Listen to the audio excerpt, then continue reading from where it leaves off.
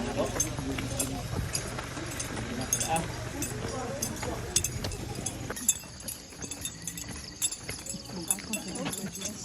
you're going to think about it, they said parang Cebu is for sure if there's a first time, who knows in the next years to Stops na naa sa inyong race bib. Kylie.